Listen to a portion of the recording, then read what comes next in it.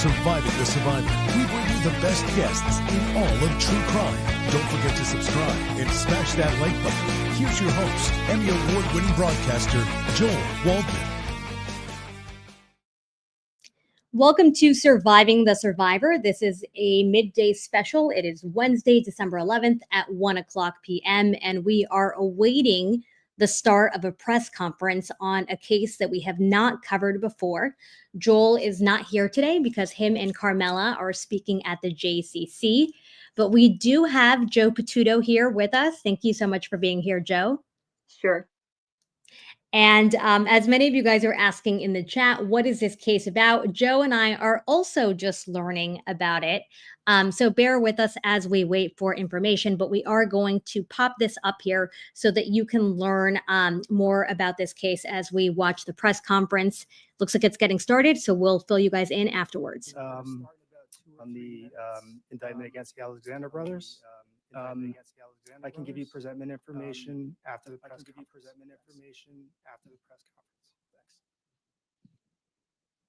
Thanks. So they're twin brothers, and what they're talking about here is the Florida case. And as I understand it, the older brother is in New York, and he's either charged or about to be charged. And although I don't know a lot about this case, it arises out of lawsuits that were filed by a number of women alleging that they were drugged and raped.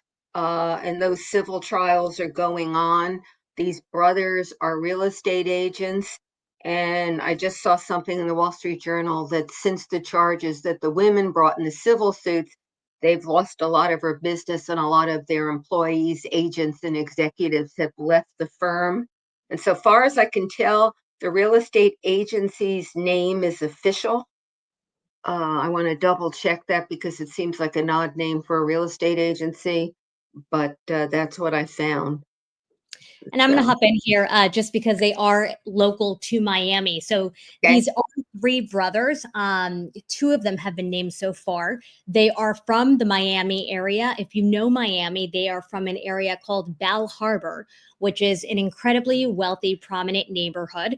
They went to one of the top magnet schools in the area. They obviously come from a very specific background, and they are well known here in Miami. They, the real estate company is, I believe, official, but it's also the Alexander Group, and they're well known. You see a lot of their real estate signs all over Miami.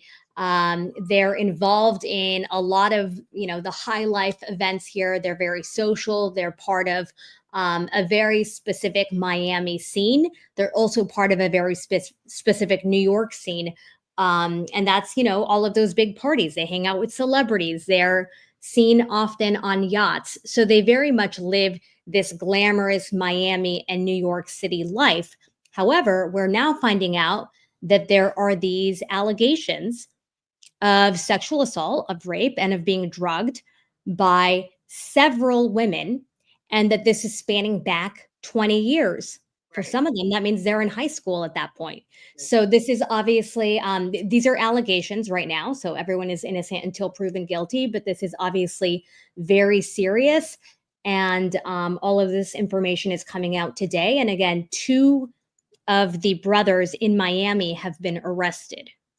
And there's an indictment because I see from the Wall Street Journal that they're quoting from the indictment. So, without taking a position on whether they're guilty or not, I don't know about the rest of you, but I'm getting really tired of these high livers, big money, entertainment industry, other areas partying and then preying on women. This seems to be a story that we're hearing over and over and over again. And I don't like it, just to be on the record about this.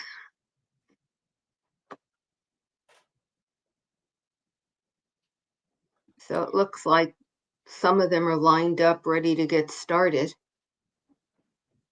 Here we go.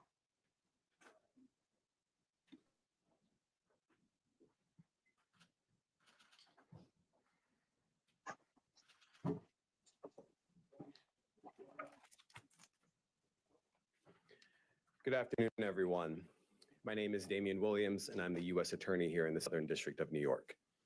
Today, I'm announcing a 3-count indictment charging 3 brothers, Alone Alexander, Oren Alexander, and Tal Alexander, with sex trafficking offenses. As alleged in the indictment, the Alexander brothers agreed together to traffic, rape, and sexually assault over a decade, multiple women.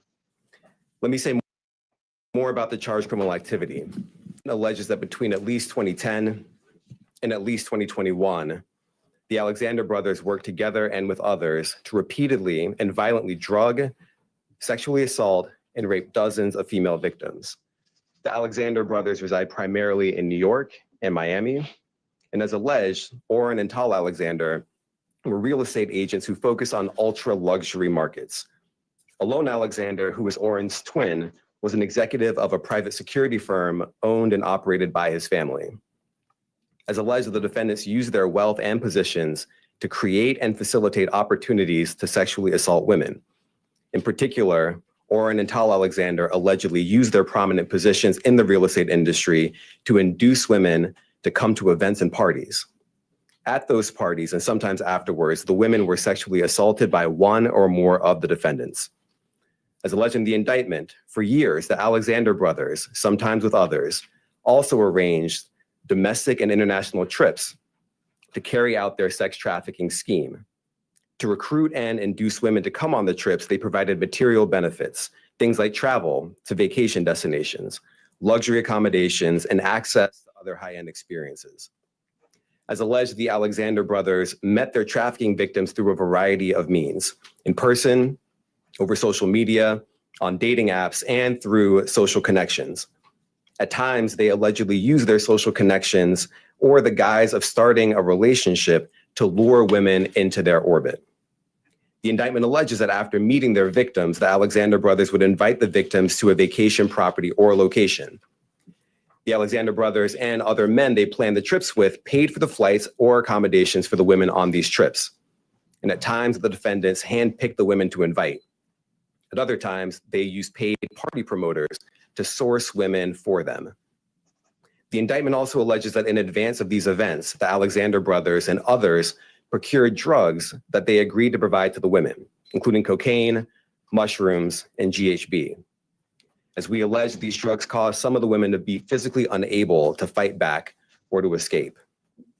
Then, as alleged, the Alexander brothers, sometimes acting alone, sometimes with each other, and sometimes with other men, forcibly raped and assaulted the women.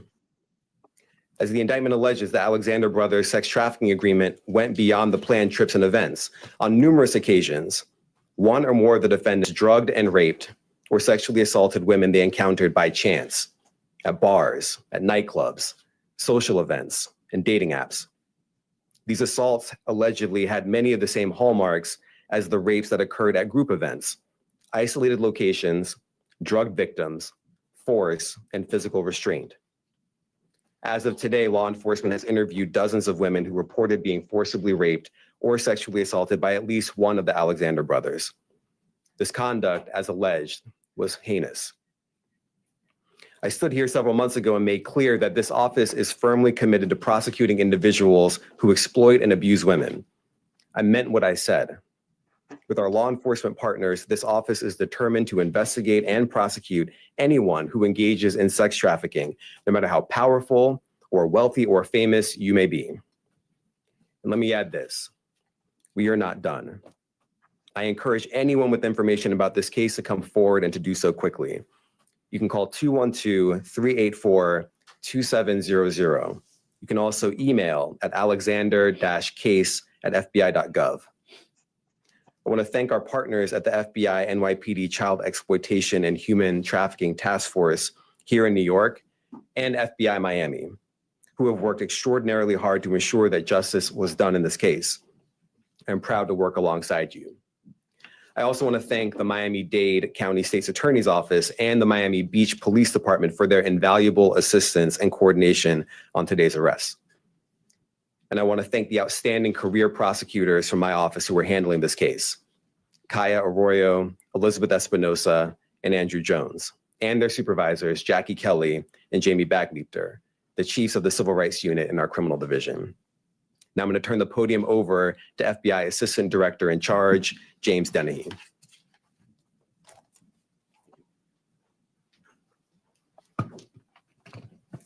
Thank you, Damian. Good afternoon. I'm Jim Dennehy, Assistant Director in Charge of the FBI's New York office. The charges unsealed today for Tal, Oren, and Alon Alexander detail heinous crimes allegedly carried out by these individuals.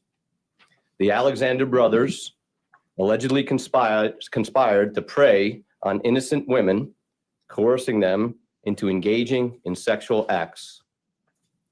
The defendants allegedly used their wealth and status to recruit and pay for the travel of their intended victims, and then manipulated them into participating in sexual acts without their consent.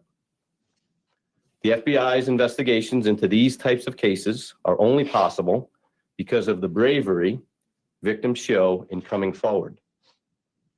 We are committed to doing everything in our power to advocate for victims.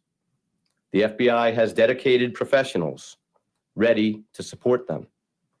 We will hold those who victimize them responsible for their actions.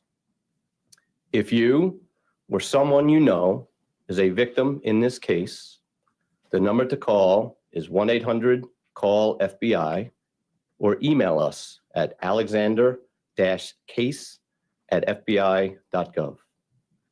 We will not allow this type of alleged behavior to go unimpeded. Predators forcefully coercing victims into sexual acts cannot and will not be tolerated. The FBI, along with our law enforcement partners, are committed to investigating sex trafficking and ensuring anyone attempting to engage in it is held accountable in the criminal justice system. I'd like to thank the U.S. Attorney for the Southern District of New York, Damian Williams, and the members of SDNY's Civil Rights Unit.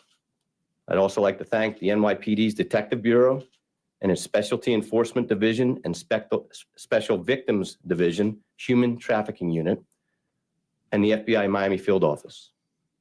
I'd also like to thank the Miami Beach Police Department, the Bal Harbor Police Department, and the Miami-Dade State Attorney's Office Human Trafficking Task Force. And finally, I'd like to thank the dedicated investigators and personnel from the FBI NYPD Child Exploitation Human Trafficking Task Force. Thank you. All right, I'll take some questions. Alice, CBS. You said dozens of victims. Can you be a little bit more specific in terms of number of victims? I can't be more specific. There is more detail that's laid out in the detention letter that we have filed at this point. We have filed it, so it's publicly available. And we talk about, we've interviewed a lot of people, and that the conduct that we've been investigating goes all the way back to when these defendants were in high school. And so the number is quite significant in terms of victims. Next question. ABC. Good afternoon. Can you talk about when your office began this investigation, if it coincided with any civil lawsuit that was filed? So how long has your office been investigating it? And also explain the timing of today's arrest. Was there something in particular that precipitated this arrest today? Just if you can explain the timeline going back and why today. Sure. So I can answer part of the question. So the detail as to whether or when we open the investigation is not in any public document, so I won't be able to speak to that. In terms of the timing, I mean, we go when we're ready. And we mentioned that there was an action in coordination with the Miami-Dade County State's Attorney. They have their own charging instrument as well. And so we were able to move together. So the charges were brought at the earliest opportunity that we could bring them. And that's why we're here today. Next question. Fox News. Hi, Arthur Chen from Fox 5. You indicated that there were others involved. Are there other people that you're looking for? And will the brothers be coming here to New York because it's a Southern District case? So they will be coming to New York. The mechanics for that are not worth getting into, but we will be able to get them into federal custody. And up here, to answer these charges here in New York. In terms of other people that we're looking at, I can't get into who else is under investigation. I will just repeat what we said, not only in the indictment, but in my remarks, that they were not acting alone. I reference other people. And so we will continue investigating as long and as hard as it takes to get to the bottom of the full scope of the conduct that we have here. Next question. Luke Cohen, Reuters. Hi, thanks so much for doing this. You mentioned the office's firm commitment to rooting out sex trafficking. Has there been any sort of surge in resources to the Civil Rights Division, a change in emphasis internally? How have you acted on that commitment? How have you brought so many of these cases? Well, I mean, it really is because of the extraordinary work of the career prosecutors to my left. That's number one. The Southern District has always been committed to bringing big, expansive, ambitious sex trafficking cases that send a message to predators and people who support them that conduct is heinous and has to absolutely stop. When I became U.S. Attorney, I did note that the responsibility for investigating sex trafficking was rather diffuse all across the office. And so we stood up a civil rights unit in the criminal division to not only address the spike in hate crimes and other types of offenses that I thought needed more focus, but also to centralize the handling of sex trafficking work. And so you recently saw the case against Sean Combs that we announced that was out of our civil rights unit, and now this one. And so, yes, there has been additional resources and time and attention, and they're bringing their expertise to bear along with our law enforcement partners who have long been committed to this work. But I'm very proud of everything that they're doing and expect that to continue in the future. Next question. Molly Crane, Daily News. Hi, Damien. Thank you for having us. Of Just a course. quick question. This is a superseding indictment. Can you shed some light on what preceded it? Or is there something more there that we're not seeing? There is something more there, but it's not worth seeing, I would say. But I know you're not going to take my word for it, but you have to take my word for it at this point. Okay, Thank next you. question. Hi. This is such an interesting case because, as you mentioned, it dates back over a decade, I believe. And with so many different women allegedly involved in this, I'm just wondering if you can speak to the seriousity of the charges and some of the complications or challenges that you might have in gathering evidence and testimony in a case like this. Well, we always have complexity in these kinds of cases. So they're very sensitive. People have already been victimized, and engaging with law enforcement is in and of itself requires a leap of faith, right? That accountability can be at the end of that process. Another reason why I'm so proud of the career prosecutors and agents who work on these kinds of cases is that they understand how to approach them appropriately, to be able to bring comfort to the victims, to build trust with victims, and understand that it's a very fraught process to have to explain some of the darkest moments of someone's life, yet again, in a law enforcement context. Another reason why it's important that I reiterate the call for people out there, if they have been victimized, if they know information about these three defendants, that they come forward and know that they're going to be in good hands speaking to us, and that we're absolutely going to do right by them. And so that is always a challenge. It's a challenge in this case, but as you can see from today's indictment, it's one that we are prepared to overcome. And you mentioned you believe this behavior may have started in high school. Do you expect more victims to come forward? That's the hope. And over time, just through our practice and seeing how these cases play out, more often than not, more people do come forward. It does take a tremendous bravery, as Jim said, for victims to speak out. But when they do, other people tend to gather that bravery as well. Bravery can be very infectious, especially in this kind of context. And that's our hope in bringing this case right now. Next question. Roger Stern. Can you tell us what happened to these women after they were victimized? They were flown to locations. Were they just left on the street? Were they flown home? What happened to them? Well, I would refer you to the detention memo that we filed. It has some details, including some very specific details about more than one victim and their experience, not only leading up to the incident that we allege, but also following the incident. And it's not worth me repeating right now, but these women were not cared for in any way at any point in the process. And yet another reason why I think it's important that we bring these kinds of actions to hold people who after thorough investigation, we believe have committed these types of crimes. Last question, Kara Scannell, CNN. Thanks, Damien. I have two questions. The first one, this is multiple times that you've been at this podium talking about predatory, wealthy men abusing, raping, assaulting women or men. And I'm curious, how many more types of cases like this do you have in the pipeline? I can't give you an exact number, of course, but what I can say is that we are unfortunately busy with sex trafficking investigations, trafficking of all forms, human trafficking, labor trafficking. It's an area that we are very active in and focused on. It's not just the powerful, though. Obviously, those kinds of cases get more attention than others. I think we have seen over time that this kind of conduct, no one is immune from it. There are victims of all sorts. And the ones that keep me up the most at night are the ones where the people who have been victimized don't think that they have the ability to hold the wrongdoers accountable because they are not famous or are well known. And so it really spans the gamut, I would say.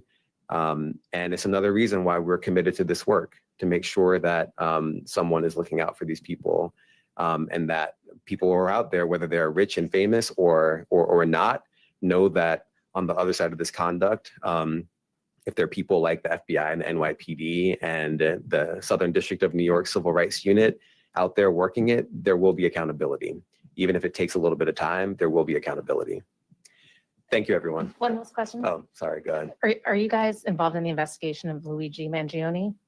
I don't have any announcements to make right now on that matter. I know everyone is tracking it very carefully, but we don't have anything to add at this point. All right, thank you, everyone. Thanks, everyone.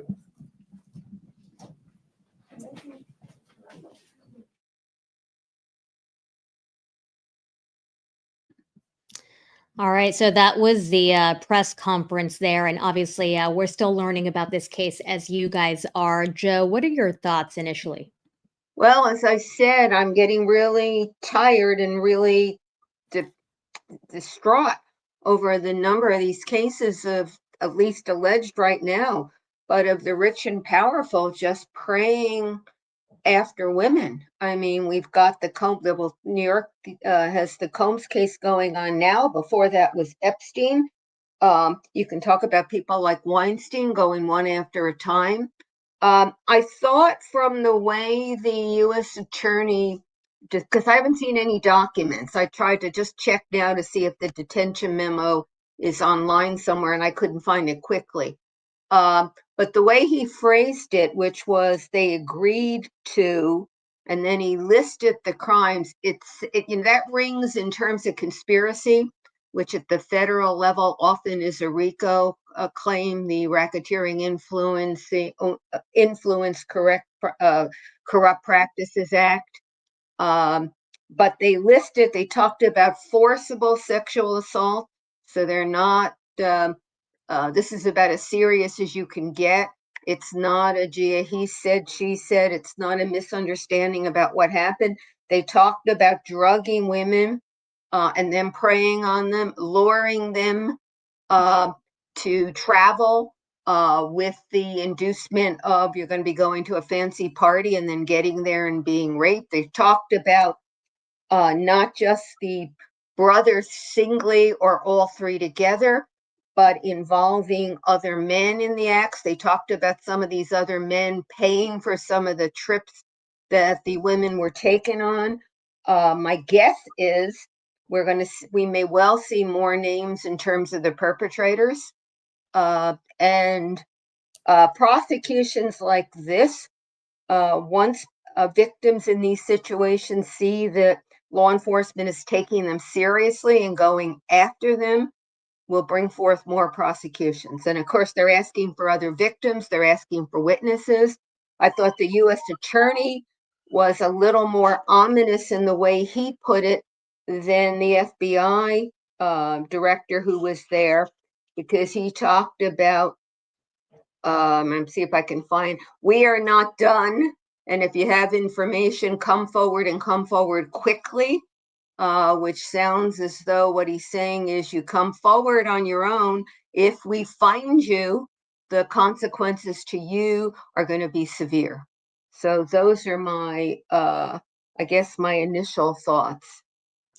And Joe, as you know, Joel and I are located here in Miami, and the people that we're talking about right now, if you are just joining us, are the twin brothers, Oren and Alon Alexander. They are successful real estate agents, and also their older brother, Tal Alexander. Their parents owned Kent Security, which is a very large security company. They grew up here in Bal Harbor on the water, as fancy gets here in Miami Beach. They then had places in New York, in Miami. And just to give you a sense of what kind of real estate deals they were doing, the Alexander brothers were known for their 2019 sale of a $238 million Manhattan penthouse. And I believe that set the record at the time for the most expensive home sold in American history. So they weren't just dabbling in real estate. They were very, very deep in it. They were making a lot of money. They were very powerful in the cities that they lived in. And now we're finding out about this. And because we are here in Miami, I'm actually on a group chat right now with a lot of people who grew up with them and who went to school with them. And they are all saying that there have been rumblings of this for quite some time. None of them were particularly close with them, but they said that no one is surprised about this news. And they're obviously very disgusted and disturbed that no one thought it got to the extent that it did.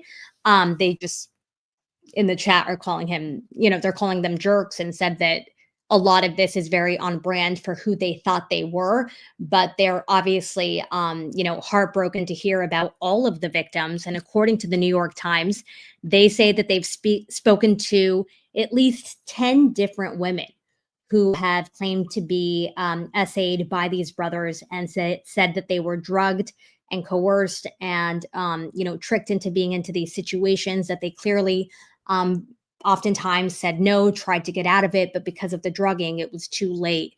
And obviously, many of the people here in our chat have been in situations like this. They have been victims themselves. And as you know, this is obviously a very sensitive and hard situation to deal with, not only, for us as viewers, but for anyone that has personally experienced it. And there is one victim that has been vocal and has come forward already, and that's Tracy Tudor.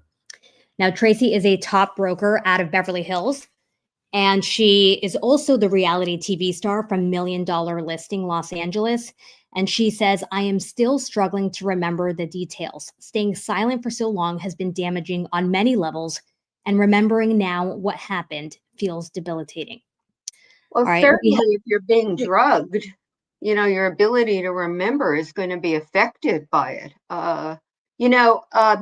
Neither the FBI director or investigator nor the U.S. attorney mentioned, at least that I heard, mentioned underage victims. But the fact that the brothers were engaging in this behavior when they were still in high school at least suggests that what may come later may be victims who are under the age of what the law would say is consent, assuming there was consent. And there does, at least that's the way the allegations go, there was no consent, which makes it, I don't know if I would say worse. I guess I would. And when you're talking about young people, but it's the allegations as they're summarizing them without seeing any specifics, they're really horrific. We do have another guest joining us. We have Mark, who has been on the show with Joel before. Hi, Mark. I'm actually Joel's wife. I'm filling in for him during breaking news. Nice to talk to you. Thank you so much for being here with us again. We appreciate you. I'm not sure if you're familiar with this case. I am. Okay. So give us your take on what's going on right now. Obviously, the big news right now was we just saw the press conference and we heard of the arrest of the brothers. Yeah, I think this has been somewhat of a long time in coming, when in fact something goes back as many years as this is alleged to have gone back, I think 2010. There's a lot of work for the investigators to do. In Florida, we have what's called the Williams Rule. Williams Rule is where you have similar fact evidence, whether it can be admitted or not. So you not only have the issue of the actual charges against the allegations against the the women who are the purported victims. But you also have some that might not be officially charged. They might be outside the statute of limitations or something like that. But you could still bring in similar fact evidence. And similar fact evidence in Florida, again, called the Williams rules, where you almost have the same kind of fingerprint. The same activity is similarly repeated.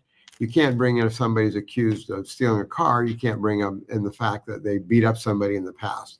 But if you showed that they had a history of stealing cars that were, red Hondas, then you would be able to show that this is the history of what they did. So I think that they've got a lot of issues that are going to be surfacing, and this is just scratching the surface of them. Mark, Eliana, if I can insert here, since you're familiar with the case, this right now is the federal prosecution out of New York. Thank you. Thank you for making that clear. The Williams rule. I mean, that's what the press conference was about. So with regard to that, anything that Florida rule would be, I'm assuming would not be. No, and thank you for pointing that out. I was in a meeting. I didn't know that Yeah. this had emanated out of there. So Yeah. you've got your similar fact evidence. I mean, we pattern ourselves after the federal standard. So I really appreciate that, Professor. So Okay, so yeah, the fact is that you've got similar fact evidence, and the feds will. It's actually a better prosecution for the feds. In Florida, we have very open discovery. The feds don't have such open discovery. And in fact, the professor is 100% right. You don't get depositions in federal court on criminal cases. You do in state court. So accordingly, you've got all these witnesses coming up. Of course, the discovery will be turned over to the defense, but they won't have the opportunity to impeach or to go deeper as they might in a state court prosecution. So thank you for that, Professor. Sure. And when we're looking at a case like this, I mean, obviously, those are very serious allegations. We're hearing of a lot of different victims. What does something like this case look like when it plays out with a trial or in court in terms of how much time they could be facing? Well, I have not seen the indictment, but sex cases next to homicide cases are pretty much the most serious on the chart. Sex cases are particularly if it turns out that somebody is underage.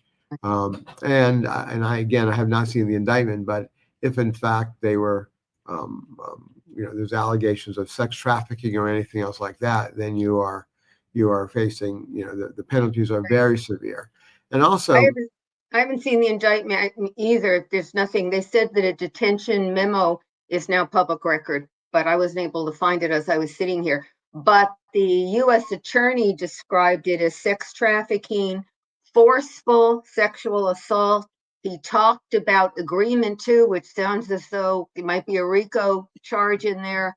It was about, from my perspective, listening to this, the list that was given was about as horrific as you can think of in terms of these sorts of offenses. Really, really serious. Not if mild you got at all. racketeering is when, I think most people know now, was initially brought in to deal with organized crime and all, but now over the many years now, law enforcement has used that as a vehicle to show ongoing criminal activity, basically a criminal enterprise, that they were using their real estate company or whatever to commit these sex acts.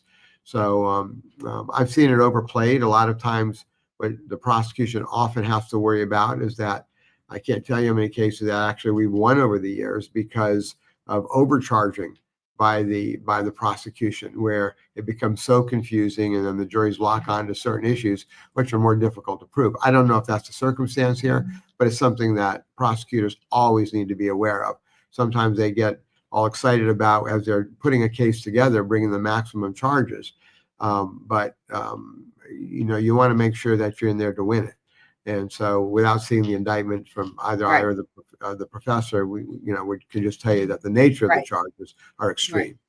But I will add to that, Mark, just so at least from what I heard, there didn't seem to be any claim that, however bad it would be, that the women were forced into it or induced into it by the promise of money or something. the things that were listed by both the FBI director and the U.S. attorney went to drugging them so that they were incapable of consenting, inducing them on high-end trips, and then when they're somewhere else, using drugs and other things. Really didn't, I mean, that's why I said it sounded as though when you're talking about this level of activity, the way they described it was at the very high end of the way that these crimes could be committed. Very high end. Yeah, I mean, those are all aggravating circumstances. Right. And I mean, there's a good chance that they're looking at life. I'd have to look at the guidelines, of course, to see where it fits in. But if you are convicted of racketeering, if you're convicted of sex trafficking, if you're convicted of violence, then you've got, they've got massive issues. We recently had a case here in Florida. It had to do with Gates, the congressperson, and we had Greenberg, who was his accomplice in some of these matters, and that was the investigation that got a lot of national play recently. And then he resigned as congressperson. But those issues are very serious when you have underage, and you have and also if you're going over state lines.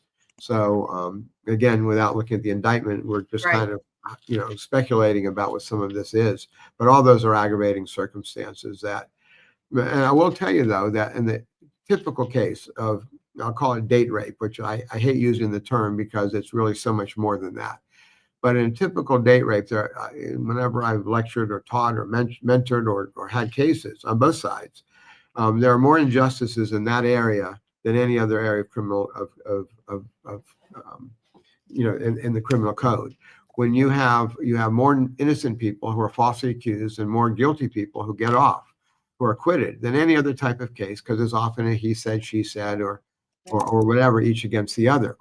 Somebody might have buyer's remorse. They might have been drugged. Somebody might have misinterpreted something. Somebody may have consented, but then they came home and they got the abuse of or the criticism from a roommate, and a fiance, a parent, a husband or a wife. That's why the multiple the multiple victims that are alleged are so important. Once they start piling each atop each other, then it becomes very difficult to say, I didn't do that. If there's a singular issue, it can be a hard prosecution. When there's multiple victims who don't know one another, who never got together, and who never had their stories align, to meet with each other, to align their stories, then that becomes extremely problematic for the defense. And Mark, what about the climate of, cases like this? People in the chat are saying this has been going on for a long time, but it seems like now these cases are actually coming forward and more victims are coming forward as well. Talk to us just a little bit about that aspect. Yeah, remember, juries are just people who live in society and watch the news and read the papers the way the rest of us do. And the pendulum always swings. There are things that are hot topics for certain times, and then we go into another chapter. One year it might be DUIs. One year it might be spouse abuse, and so on. We go through those in society. And right now, I think when we have celebrities, we have people with money, and particularly, of course, we all know with the internet and with social media, we're right there. And so the reality of it is this is a hot topic right now. And I think it's on people's radar, and they know it does happen. And we've seen enough celebrities, and you can go back to as many as you want. I mean, who would have ever thought Bill Cosby? And then one after another. So I think that, but the flip side of that is historically, celebrities get a better break with juries. Juries are often very enthralled by a celebrity. And celebrities do historically get a better shot in front of a jury than does the average person. But I think that people are now very aware that these type of things do happen. And I think it's something that, any defense lawyer has to be very, very aware of. And in terms of a timeline, how quickly or how slowly do cases like this move? I mean, obviously, we're just hearing about the press conference today, but what are the next steps now? Is that for me? It goes through the process. I presume they're seeking detention on this case. The cases are aggravated enough. Typically, one is entitled to get out. Bail bond is not intended to punish somebody. It's intended to safeguard the public so that somebody's not a danger to society, and to assure their appearance in court. So I think that in this allegation, the charges are so serious that the government will be claiming that with their money, they're a risk of flight. I again haven't seen it, but one could presume that, having done this for enough years. And I think there's a very good chance they will be detained. Yeah, they said that I think it was the FBI director said that they have already filed a detention memo and it's now public. As I said, I couldn't find it while we were doing this, but so yeah. And they've got the money to go anywhere. I mean, I don't want to make light of this at all, but that prison in New York is going to have a lot of well-to-do, famous people. Yeah. I doubt they're going to let them interact and have a party, but it's getting to be like the downside, I don't know, luxury hotel for the rich and famous entitled criminal. Yeah, I've been to Rikers, not personally, for myself, but I've been there. Yeah, I have too. And it's a lock it up tight security system.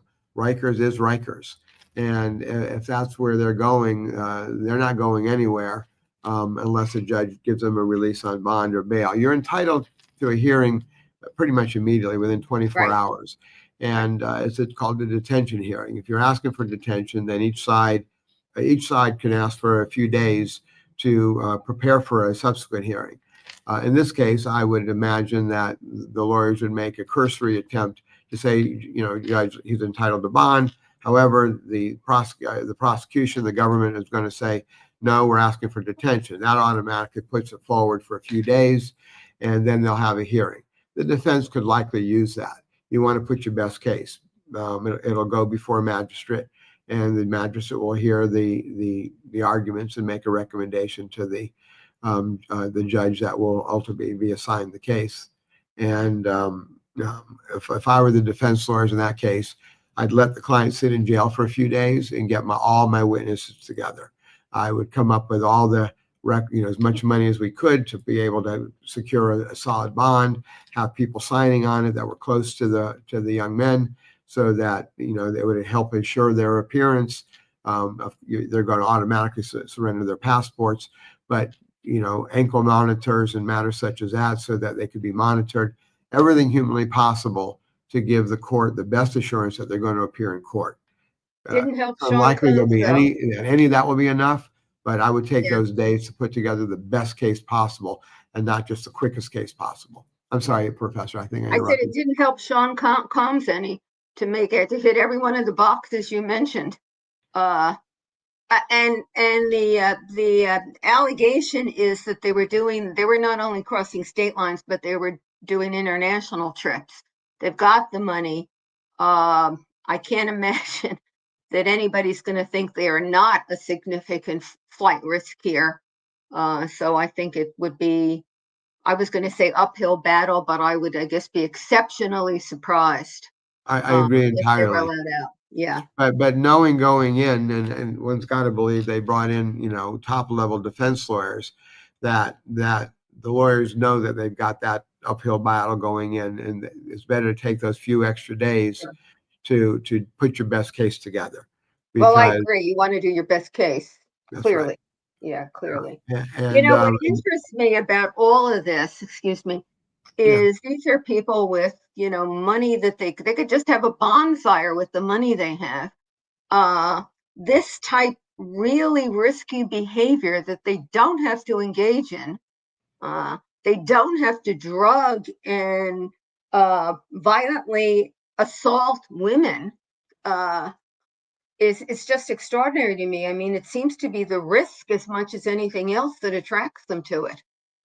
Yeah, well, you're talking very logically, of course, and those actions are not legally insane, but socially insane.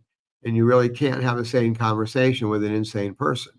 And so accordingly, there's no logic to that. It's about power. And when you talk to the experts and you know the cases, and I've been on both sides of them, it is about power. It is about, that control. And you do have now also a culture in our country of macho young men who are really they're almost embracing this type of lifestyle in some ways, not to the extent of drugging and raping, but where they're in control. They can say what they want. They can do what they want.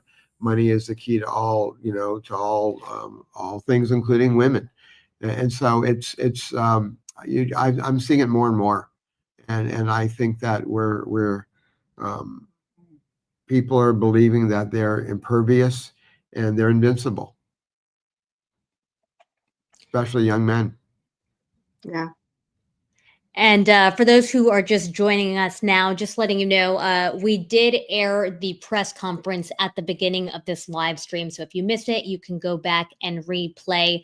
I think we're going to wrap right now just because we haven't seen any of the paperwork. We're going to take a break and go review that. I believe Joel may be covering this as well as another show later today.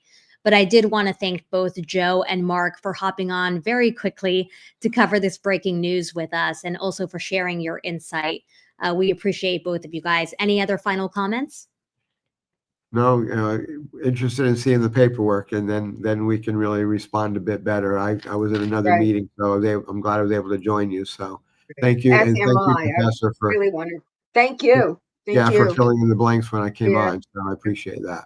But I agree with you. I would really love to see the paperwork on this and see exactly what's being charged. I will say to you, Mark, before I have to go off also, that both the U.S. Attorney and the FBI Director were very, very clear. They both gave numbers for people to call, witnesses as well as victims.